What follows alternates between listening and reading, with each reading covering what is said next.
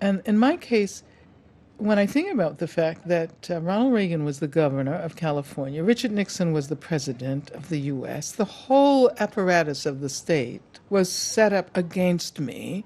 They had all of their resources and the FBI, the police, and they really meant to send me to the death chamber in order to make a point.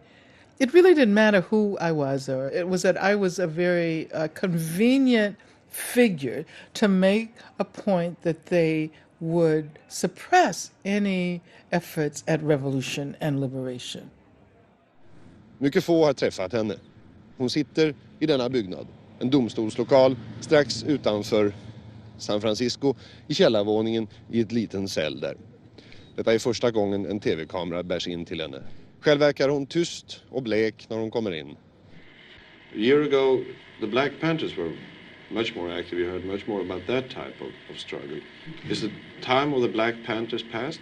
The Black Panthers still exist, and the Black Panthers are still extremely active in the Oakland community and communities all over the country. I'm not sure whether you are aware of what is now happening in the Black Panther Party and the kinds of things that members of that party are doing now. No, but tell me. First of all, if you're going to talk about a revolutionary situation, you have to have people who are physically able to wage revolution, who are physically able to organize and physically able to do all that is done. Yeah, but the question is more, how do you get there? Do you get there by confrontation, violence? Oh, is that the question you were asking? Yeah. See, that's another thing. When you talk about a revolution, most people think violence, without realizing that the real content of any kind of revolutionary thrust lies in the principles and the goals that you're striving for, not in the way you reach them. On the other hand, because of the way this society is organized, because of the violence that exists on the surface everywhere, you have to expect that there are going to be such explosions. You have to expect things like that as reactions.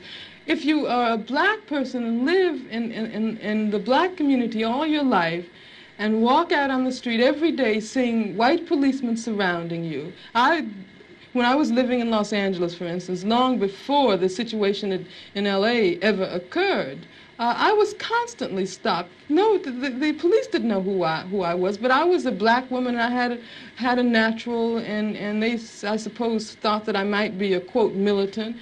And when you live under a situation like that constantly, and then you ask me, you know, whether I approve of violence. I mean, that just doesn't make any sense at all. Whether I approve of guns. I grew up in Birmingham, Alabama. Some very, very good friends of mine were killed by bombs that were planted by racists. I remember from the time I was very small, I remember the sounds of bombs exploding across the street, our house shaking. I remember my father having to have guns at his disposal at all times because of the fact that at any moment we might expect to be attacked. The man who was at that time in complete control of the city government, his name was Bull Connor, would often get on the radio and make statements like, niggers have moved into a white neighborhood, we better expect some bloodshed tonight. And sure enough, there would be bloodshed. After the 4 young girls who lived, one of them lived next door to me. I was very good friends with the sister of another one. My sister was very good friends with all 3 of them. My mother taught one of them in her class. My mother, in fact, when the bombing occurred, one of the mothers of one of the young girls called my mother and said, can you take me down to the church to pick up Carol? We heard about the bombing, and I don't have my car. And they went down, and what did they find? They found limbs and heads strewn all over the place. And then after that, in my neighborhood, all of the men organized themselves into an armed patrol. They had to take their guns and patrol our community every night because they did not want that to happen again. I mean, that's why when someone asks me about violence, I just, I just find it incredible. What it means is that the person who's asking that question has absolutely no idea what black people have gone through, what black people have experienced in this country since the time the first black person was kidnapped from the shores of Africa.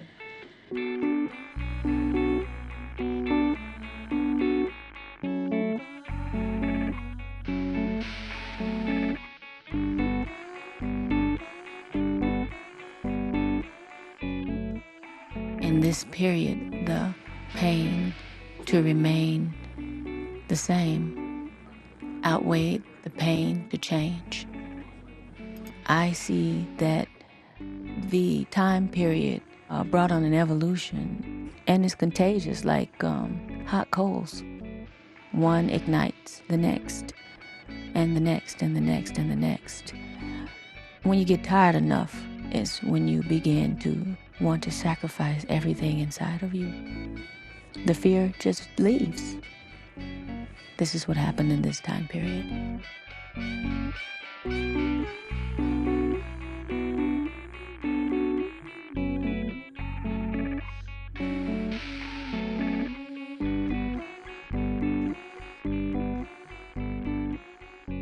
One of the first books that I read when I went away was a book by Sallye Davis called Are Prisons Obsolete? So it allowed me to examine prisons within America from their history and their role in society. Life comes full circle sometimes. My senior paper prior to graduating was written on Sallye Davis, and I studied her. I studied at her feet without ever meeting her, because agree with her or disagree with her, her thinking is so critical that it forces you to pay attention and to re-examine what you've taken for granted.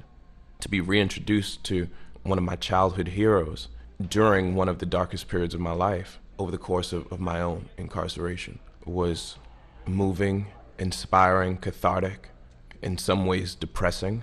The book it's neither dense nor thick. It's almost pamphlet-like, which made it really accessible as an introductory text.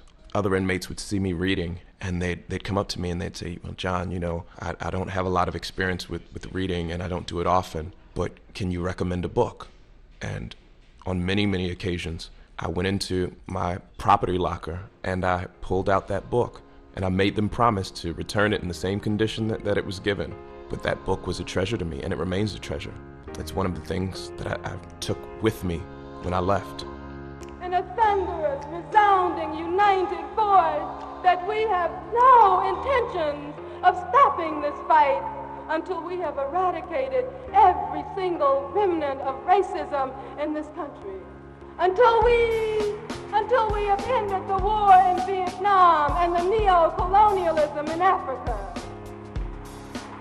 We are not going to stop fighting until every political prisoner is free and until all the monstrous dungeons in this country are mere memories of a nightmare. Sisters and brothers, that is what the power of the people is all about.